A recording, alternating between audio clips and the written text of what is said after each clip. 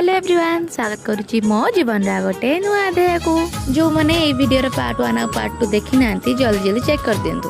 आम भाई भौणी समस्ते माँ तारिणी दर्शन बहुत पाखुर आ बहुत भल से कर सारा पलि आसलु बाहर को दर्शन कर सारा मन को बहुत शांति लगुला। ये व्यक्ति को आपण इग्नोर करूँ कहीं ये जीवन में एत व्यस्त कि कैमेरा को अनेबेनि। माँ पाखर जो सब भोग सामग्री आम घर पर किणी आनी से कुंदी कैमेरा आगे देखा मन में गोटे क्वेश्चन आसो कि ये छुआटा मुहर हस कौन पे नहीं कहीं आम समस्त को एत चिड़ेचु कि मन पर दुख हो जाए। मो भाई को मुझे बहुत बाध्य करी कि प्लीज भाई तू कैमेरा को अनेक हस कि द्वारा पॉसिबल हो पारानी। तो मजामस्ती करी आम समस्त पहुंच जाइए गुंडीचा घाई लोकेशन में पहुंचला पर ना समस्त मोर गोटे अलग प्रकार खुशी थी जेहेतु अभी किसी दिन में रेगुलर वर्षा होची तो व्यूटा बहुत सुंदर देखा जाउथला।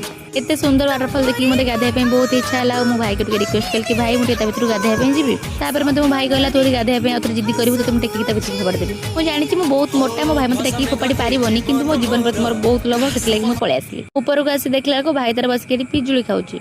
मु गाधे जिद्दी करी मत से पार्टी करके आसला मुझे रागी मो भाई जानी मत टिके गेला करदे मुझे भी रागी थाए बुझीजी सामान्य पिजुली खुआई मत बुझेदेला।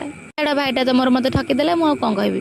वाटरफॉल आगे बसिक से व्यू एंजॉय कर पिजुली खाए मजा किसी अलग था। जेहेतु पिजुलीटा भी देसी पिजुली था मैंने बैडरू सांगे सांगे तोलिक आनी तो टेस्टा बहुत सुंदर लगुला।